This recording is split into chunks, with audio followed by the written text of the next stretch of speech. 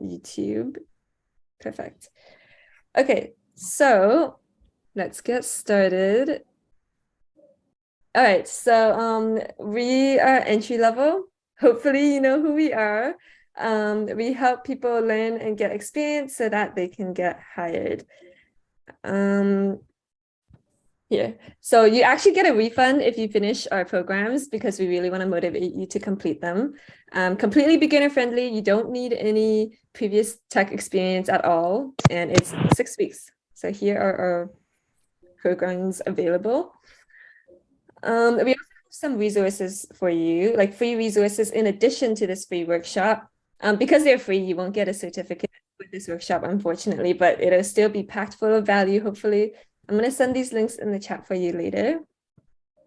If you have questions that we don't answer today, you can email support@entrylevel.net and we can do our best to answer them.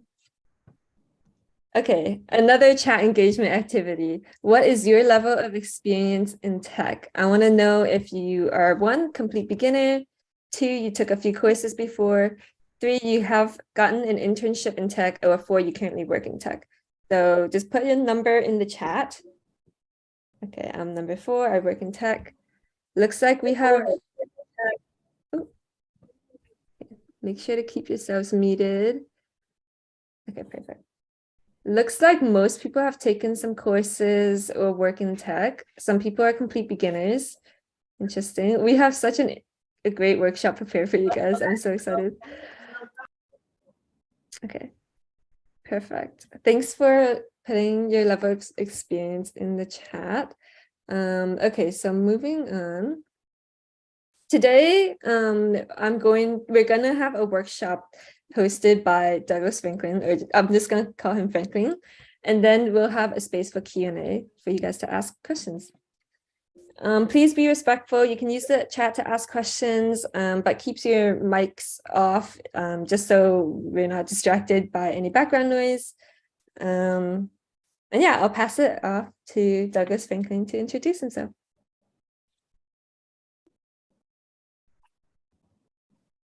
Hello, good everyone. Let me know when you can hear me, Jennifer. Yes, I can hear you. Okay, my name is Douglas. I'm a product lead at OKHi. OKHi is an addressing startup in Africa with a mission to enable 4 billion persons without an address to get included. We've been doing products for over 3 years now, and this is my second time at entry level. So nice to meet you. Right. Okay, let me share my screen with your presentation, right? Okay, so I would love to talk about, I'd love to share something first before I start, so okay. Everyone sort of has the ground rules for how we would operate.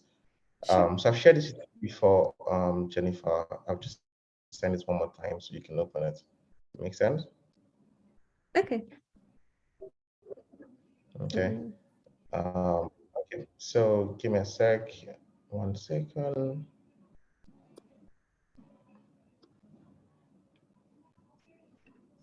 Okay, so in the chat session, what I want you to do is to share it, and then I'll just talk through it. And once I'm done with this, you can then share the presentation. Cool? Okay. Let me just open the link and share my screen. Oh, I remember this from last time. Who was here with from the last event with Douglas Franklin? Because this was shared. Yeah, let me just, I have so many tabs open right now. There. Hopefully you can see my screen. Great. So this is just notes before we start, everyone. A lot of what I'll say here today could be advanced stuff for you. A friend of mine always say every advice is bad advice because the person giving it had some advantage and it works for them at that point, right? So it does not mean that what I would say will be good for you today. It could backfire if you don't have the skills or you don't have the platform or you don't just have luck. Don't take any examples I give literally. I think you should instead understand the underlying principles, adapt them to your context, and use your own judgment for when to use them. It's fine for Jennifer to interrupt me, so you could ask me questions. This person has a question. I would sometimes handle the questions immediately. Other times we would just have to pick it up later. If there's a problem on issue, you should bring it up immediately. It's okay to interrupt me in those cases. If I get dropped, rarely happens, I'll be back within a minute or two. So just be patient. And please just kindly mute your mic except you're called upon. Is that okay? Then we'll go to the bottom part of the presentation, which is this. So if you want to read my work, you could check out my Substack. You could follow me on Twitter. You could connect me on LinkedIn if you want to talk about any stuff. Cool? Okay, so let's go. Okay, so I can share the slides now. Let me start. This slide deck looks so good. I'm so excited for everyone to see it. Here we go. Can you see that? Yes, we can see your screen. Okay, so today's talk is getting your first PM job. So I seem to have assumed, I just assumed that lots of people who would join have done one course or the about product management or tech in general. So this course would just sort of give you tips. I would give someone a mentoring on how to get a job, right? So who am I? Which is next slide. My name is Douglas Franklin. I'm a product manager. I play games, so full-time gamer, but I write once in a while. So I call myself a part-time writer.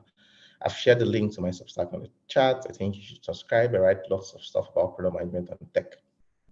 Okay, so we're going to talk about 5 things today. The first would be who is a PM. The next will be attributes of a product manager. Then we'll talk about what you learn, job hunting. Then we'll talk about what people who are hiring want, and then just other stuff, right? You should note that everything I say here can be argued against. So it's a caveat, I'm putting it out there. Everything I say can be argued against. Cool? Okay. I'll speak for 30 to 5 minutes. I hope I don't get to an hour, and we do QA for 30 minutes. So that's the structure for this. So let's get started. What is the job of a product manager? I've seen lots of people have taken courses here. So just on the chat session, just put down the answers. What do you think is the job of a product manager on the chat sessions? And then Jennifer, you could just help me say the most common ones here. So what's the job of a PM? Yes, so what is the job of a PM? Actually, to me, the job of a PM is to say no to other people. I don't know if that's true. True in some ways. Okay, so no one's responding. Interesting. Find that strange. So people are saying the job of a PM is to oversee all the work done or oversee a product throughout its cycles. Okay, that's a good answer. That's a good answer. What would I say is the job of a PM? So I think a PM's job is to discover user problems, is to discover opportunities the business can have incremental impact on, and then define the problem collaboratively. So one thing people would say define problem alone in isolation. I'll say it should be a team effort, then execute those efforts to solve the problem. So just recap. The first job is to discover 2 things, either opportunities or problems, right? The next thing is to define the problem with your team. And then lastly is to solve those problems. Is that okay? Is that clear to everyone? Okay. It kind of sounds like it's just about problem solving. Yes, problem solving, talking to users, solving user problems. You could solve problems that are not user problems. Very good thing to do, but I think waste of time in the long run. So always put that in your head. You should solve a user's problem, or you should target a business opportunity for your company, right? So if we say that is a PM's job, then that will mean there are good PMs and then there are bad PMs, right? So there's a good PM, there's a bad PM. If there's a job of PM which is clearly defined, it means there are good PMs, there are bad PMs. Okay. So what are the sort of attributes I'll say a good PM has? Jennifer, I think we're 2 or 3 slides ahead of you. Okay. So what are the attributes of a good PM? I think the first one is empathy. So a good PM should have empathy. And when I say empathy, I'm saying the ability to put yourself in someone else's shoe, right? So a good PM should have empathy for users, most important stuff. You should also have empathy for your business, and then even your competition, you should have empathy for them. You should be able to put yourself in their shoes and figure out why they're making certain decisions, right? So that's like number one attribute for anyone who wants to be a good PM. You should have empathy, and this empathy you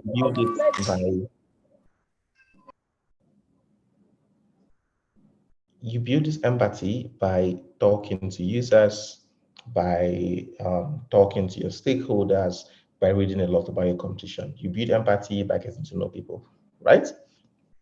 Um, the second attribute I think any good PM should have is called high agency. So high agency basically is just the ability for you to put in lots of efforts and do it the moment it comes, right? So you can see the image below. There's just two persons there. One has high agency and he builds a mini boat with the wood. Why the other person says help? The two people, they're very right in their own senses, but the one with high agency probably has better chance of survival, right? So as a good PM, you should have high agency towards your task, your roles, your responsibilities. That's what a good PM should have.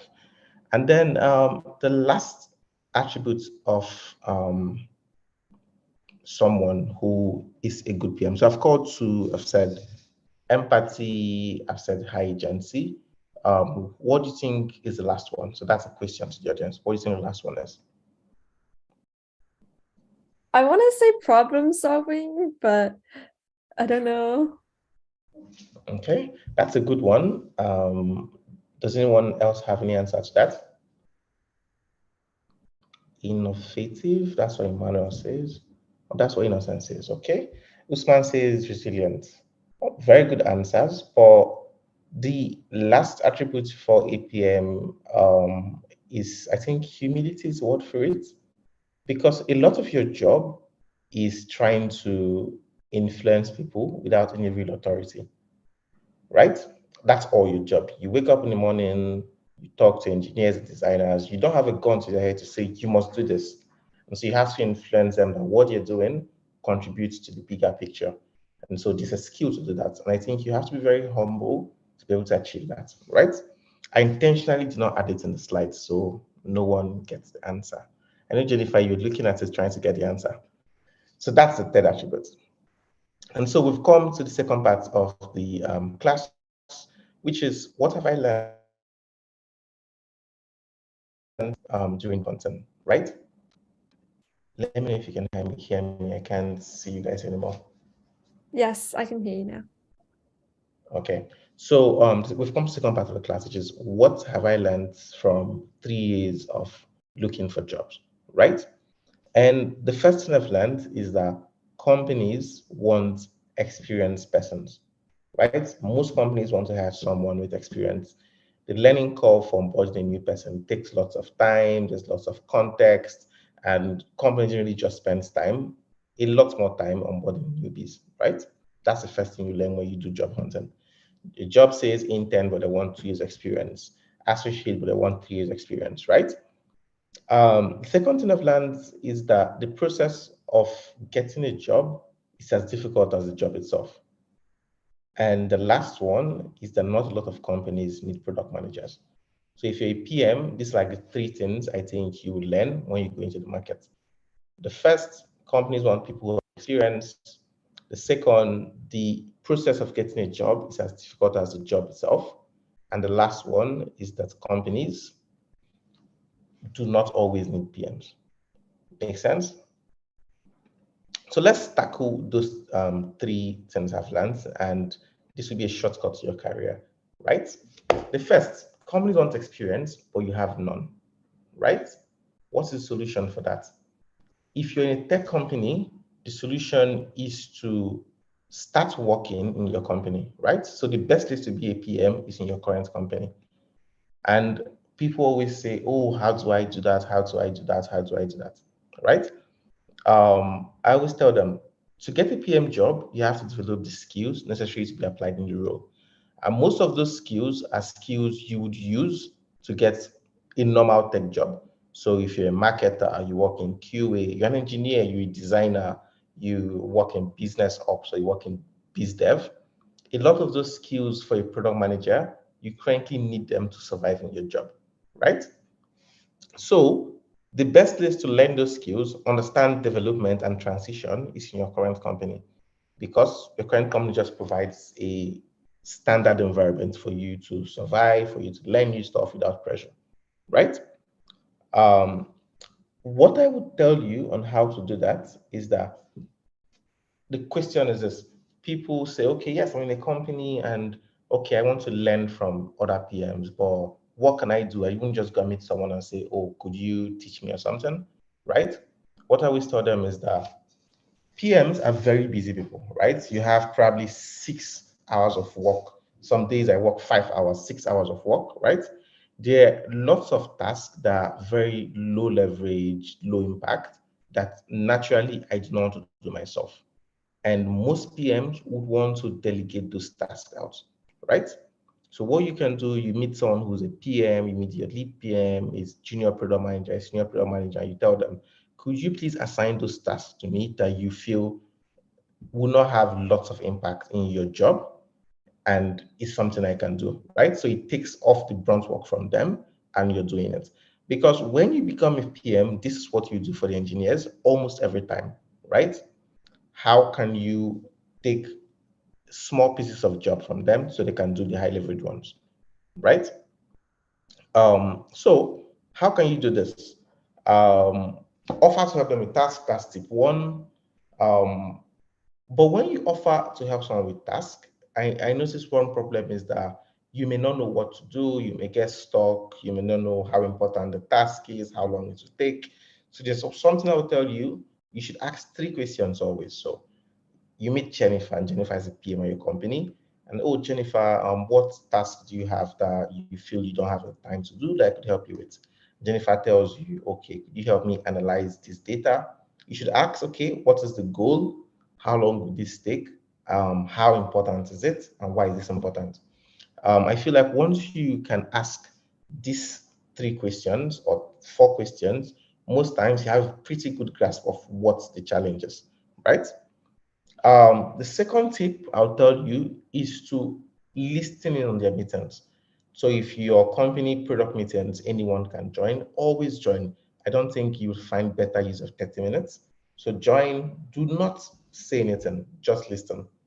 So I notice lots of people always have something to say. I always tell people the PM job is the job everyone feels they can do best, right? So when you listen in on those meetings, resist the urge to say something, because most times you feel you know better than the people who are doing the job, and you'd want to say, oh, how about you do this, how about you do that, right? Always resist the urge to do that.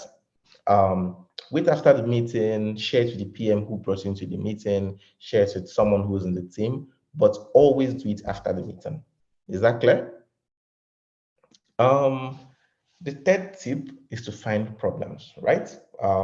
Lots of people in the comments say, oh, the PM's job is to find problems, right? So the third tip is to find problems. So talk to users, analyze data, and condense those insights and share with your product team. Once you can do that, you start becoming useful to them. So imagine you're a PM, right? And there's someone who is always doing those little tasks for you and showing you can be more productive. The person listens into your meeting and shares very good advice. And this same person talks to users, this person analyzes data and gives you insights. If person does that for 6 months, can you guys hear me? Yeah, don't worry, I can hear you. Yes, we can hear you. Okay, if person does that, We can hear you. okay. Yeah, if the person does that for 6 months, the chances that that person converts to a full-time product manager is a lot higher than someone who is going to wish to become a product manager. Is that clear?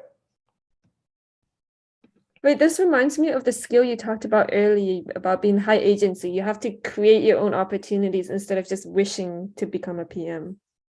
Exactly. That summarizes it perfectly.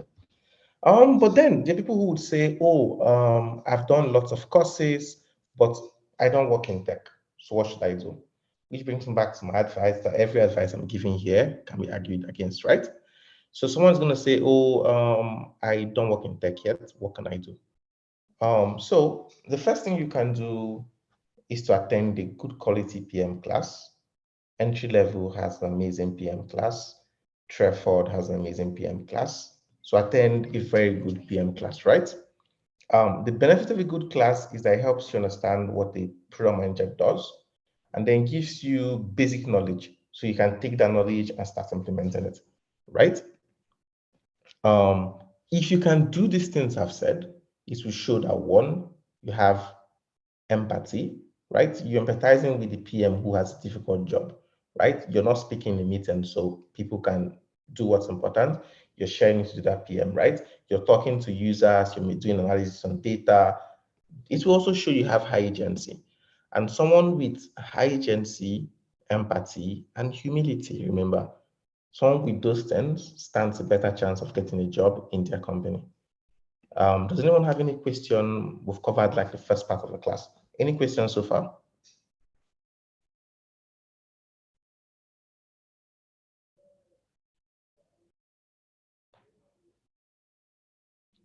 Okay, it seems like there are no questions. If there are questions, just drop them on the chat and Jennifer will read them out. Okay, so let's go to the next part of the talk, which is where to look for PM jobs. Oh, wait, we did have a question that came in. People are asking for a roadmap on how to achieve this and just more clarity around, like, what if you don't have a job right now in tech? Okay, so if you don't have a job in tech, I think everyone has different sort of ways you can go about this. I always say, first of all, learn what people in tech want to do. So someone who has a job, the sort of the person is a bit better because the person knows they want to be a product manager. But if you're not in tech, I think the first thing you should do is first of all ask yourself, do you want to be a product manager? Talk to PMs. So look for PMs on LinkedIn, talk to them, ask them about their job, what it is they do, and then have that sort of confidence that you want to become a PM. Once you know you want to become a PM, there's lots of materials online on becoming a product manager. If you don't have money, I'll say start with the free ones. Read, and then apply that knowledge somewhere. So you could build a little tool. You could go to dev communities around you, meet with engineers, support them to build something. Just show credibility. So once you can show high agency, you can show that you have empathy. Even without a job, these same skills and these same attributes will help you to get the first job in the first place, right? I love Okay. what you said about applying knowledge because that's what's most important. Companies aren't looking for, oh, you took all these courses and learned all this. They're looking for your projects. So you really need to apply it. And that's why I like entry level's product management course because you're forced to make a portfolio project. Exactly. That's a good one. Okay, so let's go to the next part of the course, which I think we're 1 or 2 slides behind.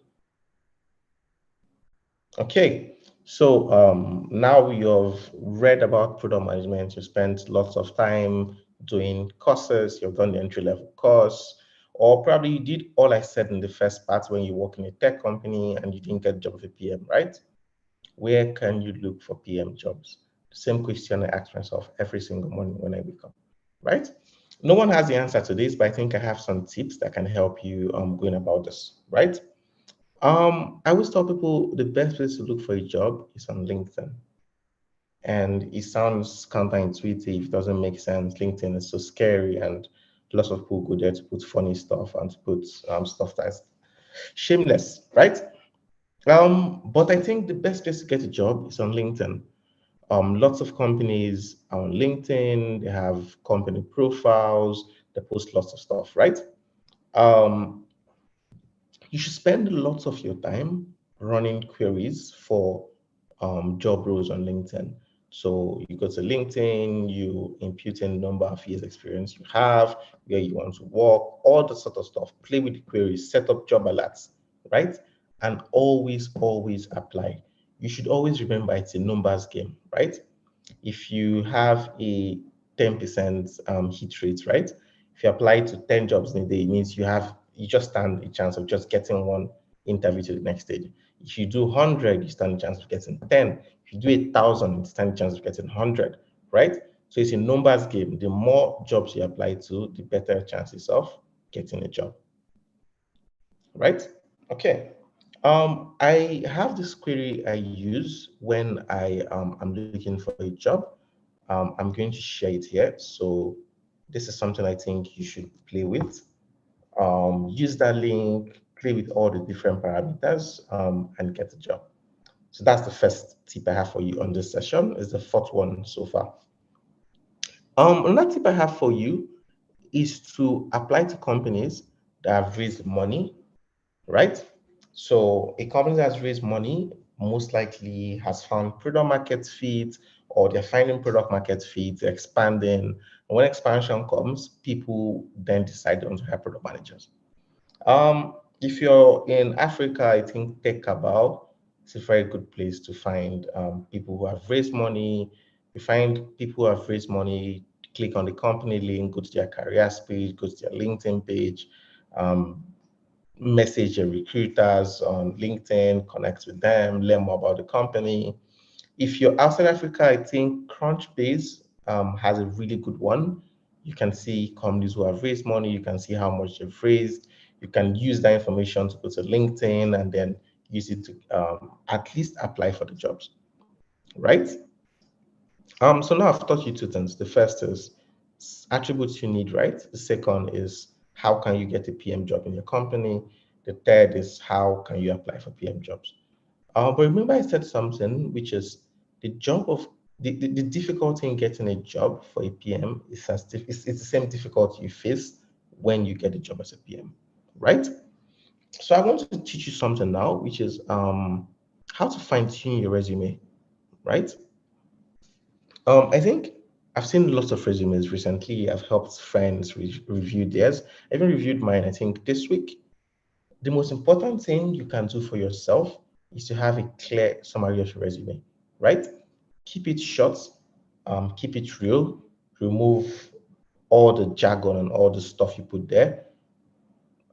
At least longest one paragraph at the top of your resume, right? Most hiring managers I've spoken to only read the first part of your resume before they even go down, right? And so you should tailor this to every single job you're applying for, right? If you're applying to entry level, you know what entry level does. It's a training institute and they train people for different courses.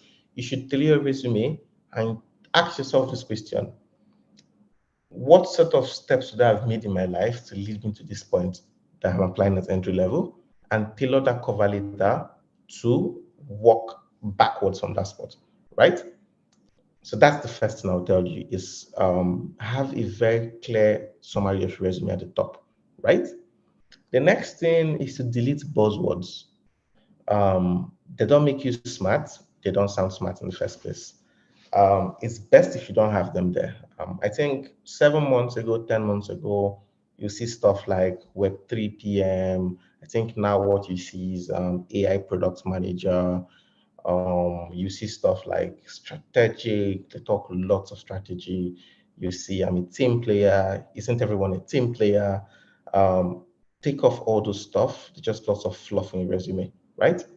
And remember, every single thing I'm telling you, you can argue this back and say, oh, I want to do it this way. And it's also fine, but this is what I've seen that has worked very well, right? When you are doing your resume, stick to making it simple. So your role, the time spent at the company, and then have 3 to 6 bullet points, right? These bullet points should not have buzzwords. They should not have too much details, but should have important highlights. So one thing I will stop with, if you have any metric added there, You increase user growth by 10% month on month. Everyone wants to see 10% month on month there, right? You built a feature that will increase retention to 80%. That is something you need to write there. You built a feature that increased something by a certain percentage. Always add important highlights there. You were promoted, always add it, right? If you can, I would always say include links, include images to stuff you built, stuff you've worked on, important stuff you've done, right? Attach links, attach images. It helps people have a visual picture of what you're doing. One more thing is nobody knows your companies, right? So if you were applying to a very niche company, you worked at a niche company in health tech, right? And you're applying to entry level. And let's say Jennifer was your recruiter. Jennifer doesn't know your former company. So try to build context as much as possible with your resume, right? So entry level, oh, who is entry level? Why do they matter, right? Before you start adding the bullet points. One other thing I would love to tell you is to add your career wins and your important highlights in your resume. So you got promoted, you got a salary increase, the work you did helped your company do this. Always add that. Make sense? I don't know if anyone has questions here.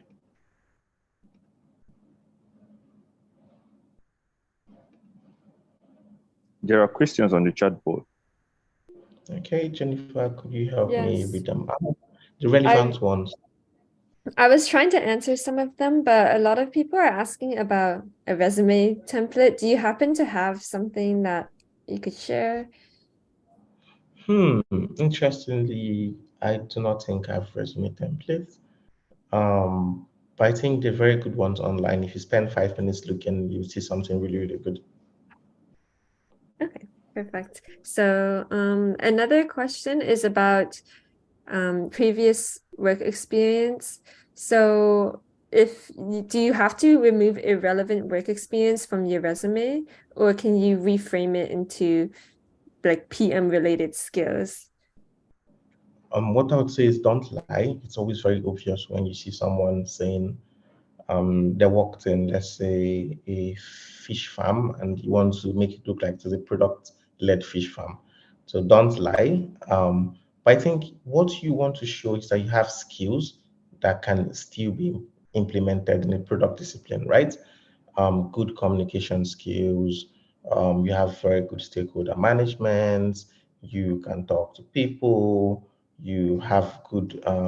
You're very good in data analysis. You can design. You can write some code. That's what I think you should be showing, that you have skills that can be converted or that are useful in a PM discipline. Make sense? Okay, so I don't think lie, but showcase skills. exactly. I've seen one interesting one which says, what if you work in a non-tech role? Still reiterating my point, even if you work in a non-tech role, there are core skills everyone in tech is meant to have, right? Show those skills in your resume. Those are the same skills that you would use when you're working as a PM. Make sense? So Jennifer, let's move to slide 44. We've spent some time here, so slide 34. So I'm going to move a lot of this. It seems like we're moving to 44, if I'm not mistaken. Give me a sec. 41. Let's go to 41. Okay, so lots of the questions I'm saying looks like 41, 41, not 31. Okay, so I'm skipping past most of this because lots of the questions I'm seeing looks like people are not already PMs and stuff. Okay. One other thing I would love to tell you is when you've done the hard part and you've gotten an interview, right? And you've gotten an offer. One mistake I've seen most people make, right, is that they do not choose the right company to work at. So you could have a good offer, but the company is not a product company. And so you do not then start working as a product manager, right? it starts becoming difficult and you just end up hitting product management, right? So what I would say is that always choose the manager over the company. And I know this is something people will debate about, but the reason is that a good manager will act as a coach to you, will also act as a mentor, right? And also a friend most times. So when I'm going to the market to look for a job, what I always do is manager first, then the company, then other factors like salary, remote work, location of the job. So always remember that fact is the manager first. People ask me, oh, how do I know who's my manager for this job? Most recruiters will let you know who your manager is during the interview. You could also use LinkedIn, run a search on the company. And when you run a search on the company, you can see product managers there. You can click on product managers and you can see people who are product leads or senior product managers or people who are just higher up in the product department, right? So that's one other tip I would love to share with you today. So to just reiterate, what I've learned is that companies want experienced folks. I've shown you how to show that you have experience. The process to getting a job is difficult. I've shown you how you can navigate that, where to look for a job, how to negotiate, how to choose a place to work at, right? Not a lot of companies need product managers, so you should be very careful when you're looking for a company. And I would love to touch on that third point a lot, right? So how do you know a company that needs product managers? One thing just top of mind is that you should work at a company that has enough engineers to build stuff. So I've seen companies with just 3 engineers or 2 engineers, and they want a PM. Lots of the time, you end up doing nothing. Look for companies that have engineers to build stuff for you, right? So you'll be in a much better place if you have a company with 50 engineers and they can assign 2 or 3 engineers to you to build stuff. As a junior PM, the stuff could not be very impactful, but at least you learn how to build stuff, right? Also, companies are very early stage. A lot of the time, I've seen that the founders act as PMs, and so you would probably have no power in very early stage companies. Also, I've seen that companies with very senior engineers, the very senior engineers would always take leadership roles, act as PMs, and it's probably a lot more difficult to gain respect. So those are the points I wanted to make. I hope you've learned something. And now let's spend like 18 minutes going around the questions. We had a lot of questions that you already addressed, which I think is great. If there's no questions, I think we should go back to the interview slides because I peeked through them and I think they're very valuable. So maybe while we wait for the questions to come in, you can go over some of these. Okay. Okay, so how to interview, right? You have done the needful on your CV or your resume. You have searched LinkedIn, Crunchbase, TechCrunch, TechCabal. You've seen jobs, you've applied, right? The product management interview phase, most companies have 5 to 6 stages of interview. For people who are junior, probably they'll make it 2 or 3 or 4 stages. In Africa, I've usually seen 2 to 3 stages for product management interviews. So there's the very first one where one just wants to know who you are, what's your experience, and this is where something I said earlier, which is for every job you're interviewing for, try to think backwards from that spot. So you've gotten this job and you ask yourself, oh, what did I do in my life that led me to this point? That's what you want to tell the hiring manager, right? How, when you were young, working in fintech helped you apply for this fintech job, right? How your fascination with card technology helped you apply for this job, right? So what you want to do there is to think backwards and say, what are the steps in my career that led me to this point? And then tell the hiring manager that. So that's the first stage of like usual PM interviews is phone screen. They want to just talk to you. They want to know who you are, how many years experience do you have, what are salary expectations. Most people drop in this first stage, right? Is the job remote? Do they hire from Africa? Do they hire from Europe? Is it exclusive to North America, right? Once you pass the stage, I think the next stage is just the product management basics, right? So you have a recruiter, probably product recruiter, asks you basic questions like, oh, um, how do you prioritize? Give me some prioritization techniques. How do you write a PRD? How do you critique design? There could be a take-home task, right? But most of this stuff, there's not a lot of stuff to teach you here. I think it's just for you to read and do the work, right? So read about prioritization techniques, Kano model, Rice model, impact effort. Read the Cracking the PM interview book. I think it's a really good book that covers most of these points here. So I think Jennifer will attach a link to the book in the chat session. So read the book, read most of the product management basics. You'll get asked lots of questions there. Next slide. Okay, so there'll be questions about processes, and I think this is where many junior product managers struggle, because the first part you can read and you can just tell them back what you read, and it's very easy to bullshit in those parts, right? But I think one of the very hard parts for a PM or someone who has not become a PM is to talk about processes, right? How do you manage a release? What are the step-by-step processes you take to launch a product? How do you do user research? How do you do QA on a product? And that's why I always say, either you work in a company so you understand how development works, right? So if you work in marketing, you work as a QA person, you have insight to how your company does a release, right? Most people who work in the company understand how release works, right? Do we first of all have a problem ideation sprint? Then do we then write a PRD? We have a meeting to discuss a PRD. We write a veto of the PRD. We do a design sprint, and then we lock the PRD. And then we move straight to doing wireframes. We iterate on the wireframes. We work on the edge architecture. Then we lock those parts. We then move to high fidelity, and then we have a PM/engineering meeting. We go over key aspects and trade-offs, and then we start building, and then we push to dev. We run a QA test. The designer and the PM do sort of a design/spec sort of feedback to give feedback on the work that has been done.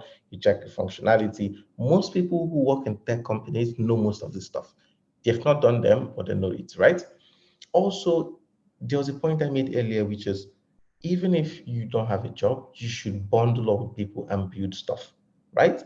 You may not see them as clearly as I'm saying them because I do it every day, but you have some semblance of what the process looks like, right? You know, okay, you write a PRD, then designer starts designing, the engineer starts building, and then they work on the back end, they work on the front end, right? And then you do your data analysis or data tracking. So most people who build stuff, I think that's what you learn by building stuff on your own or with friends. Next slide. Oh, wait, before we do that, there's a question about the difference between product and project manager. There's two different titles, but can they both apply for the same roles? So it depends on your company. I always tell people that the job of a project manager and job of a product manager in most companies is fused into one role, right? The job of a project manager is to ensure that stuff is being built rightly, right? Ensure the engineers are building stuff the right way and on time. The job of a product manager is to ensure they're building the right thing, right? And they're solving the right problem. So those two things, most people who are PMs do them. So my job is to ensure we're solving a problem, then the right problem, ensure we're solving it well, right? Ensure we're solving the right way. So we are also solving it as fast as possible. So the job of a project manager and a product manager in most cases is fused into one person's job. But if you work in a company, you're privileged to have a project manager, a scrum master, and a product manager, that's perfect for you as well.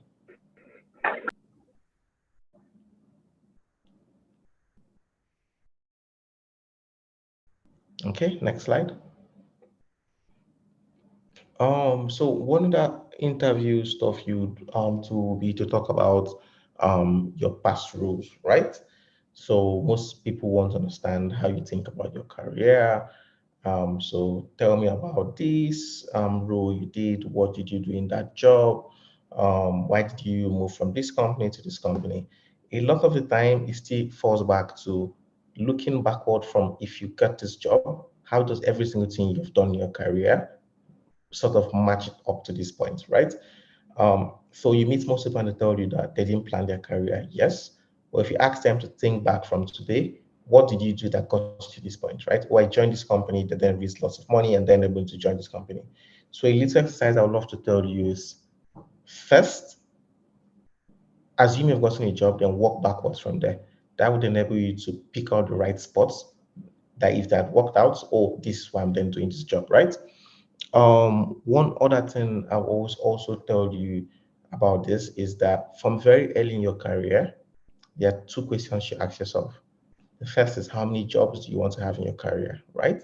The first one, how many jobs you want to have in your career? You could do, okay, I'll have a 30 or 20 plus career and I want to do 15 jobs. That's okay. That's the first question you want to ask yourself. Second question is what sort of companies do you want to work at? And so once you can answer those two questions, it's easy for you to streamline, it's easy for you to answer this. Tell me about this role you did, tell me about this product you built. About stuff you've built, a lot of time, what they want to understand is the impact of the work you've done, right? There's not going to be enough time to tell them about the company and the product and how you built it. So we want to be fast, tell them about the company very quick. This company, they've raised this amount of money, they've had this amount of users or this number of users, right? You want to tell them what you built, how impactful it was to the company, and then give them metrics very fast. Try to spend not more than 2 minutes on each of those sort of examples. Next slide. So there are analytical questions that will ask you as well. So I've seen one, I think they asked me this one when I first started, which was how many users Nigerian banks have, or someone asks you how many persons are in Lagos, or they ask you how many fintechs do you have in Nigeria and how many users do you think they have. A lot of the time, nobody knows the right answer. There's just not enough time to get the right answer, right? But they want to understand how you think. So let's say we're solving a question like how many users Nigerian banks have. How do you think about this question? You want to first think of, okay, what's the population of Nigeria? Start owning a bank in Nigeria, you have to be above 18 years. You want to guess how many percent of the population is above 18 years. Or you want to guess what percentage of Nigerian people have access to internet. Most banks require internet to create an account. Then you want to guess, okay, how many percent of that have bank accounts, right? So they want to understand how you think about problems, how you break problems down, your thought process. And also one thing I always tell you in this sort of questions is to also ask clarifying questions, right? So the question, how many users Nigerian banks have? What sort of banks are you talking about? Legacy banks? Are you talking about the new banks? So when you mean users, are you talking of active users? Are you talking of total users? So you want to always ask clarifying questions, and that will enable you to sort of drive home the points very well. Next slide. Wait, asking questions is so important because if you just jump right into it, people are going to be, I feel like that's a bit of a red flag. So you need to ask clarifying questions. Exactly. Okay. So this one is, I think, where most people who do not have a job fall into issues, right? So your last company, what's the technology stack? What languages did they write? Can you talk about the architecture? Most people who are new PMs, or I'm not even PMs, sort of fall into this problem. One thing I would love to tell you, if you're already a PM, you could tell your engineering guys to add you to their GitHub. You'll be able to see the analytics, the language analytics, what is fueling your products, right? Also, you want to talk to engineers if you're already working. Once in a while, have things with them, try to understand your products, right? Or what's the backend language? What are we using on the front end? Are we using React? Are we using Node on the back end, right? What database are we using? Our cloud provider or infra, what are we using? So you want to know those basic things. You don't have to know it very well. You just need to know what each of them stand for and what they mean and just have a basic idea about them. If you have not had a job before, I think what you can do here is just have a very basic understanding of tech. So try to understand front end, back end, server side, client side. Try to understand. I think it's a very good article I shared with someone this week. Let me share it to you. It's called, give me 1 second. Okay. So it's called front end versus back end versus client side versus server side. It's written by Simi Ajiboye. I just shared into the chat now. I think it gives you a very good understanding of tech. And so once you read this, you also just try to read about front end versus back end. It's a very good start for someone who's going to product. Wait, I don't see the link. I think you might have sent it to someone privately. So could you? Oh, someone messaged me. Interesting. Okay. Okay, I've sent everyone out. Okay. So next slide.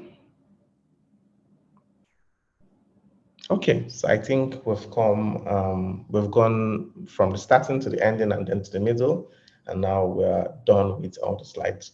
Are there questions you have or you want to ask, any of that stuff?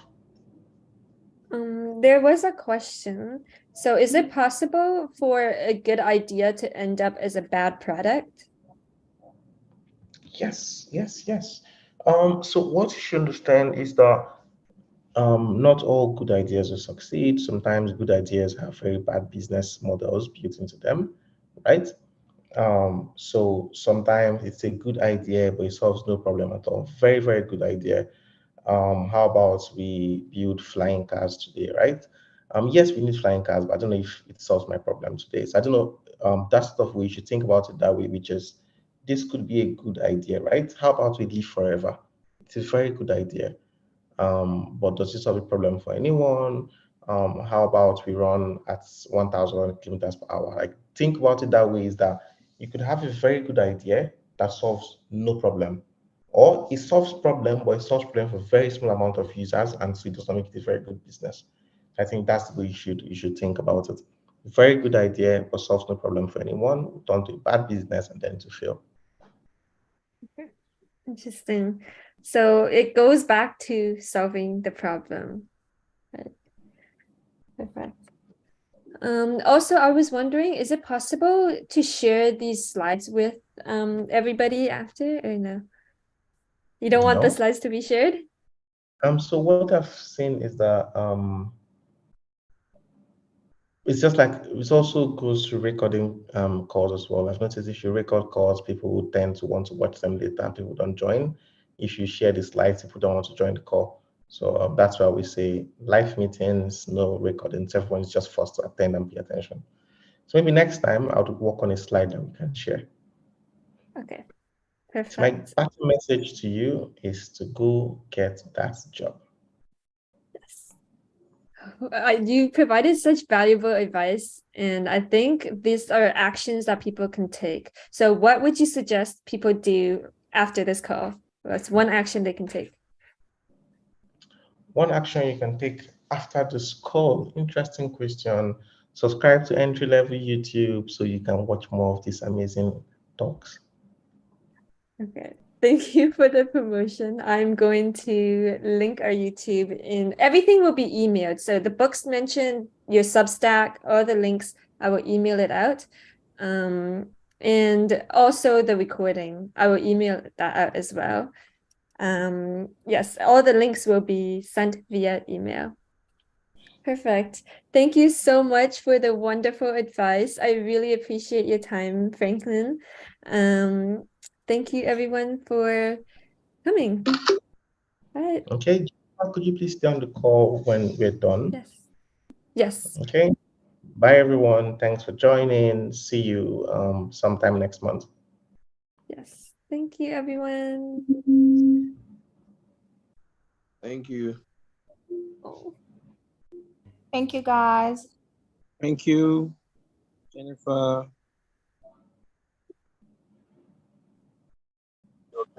Thank you. Hi, Jennifer. I think I have a specific question for you. I don't know if you're still there. Are you still there?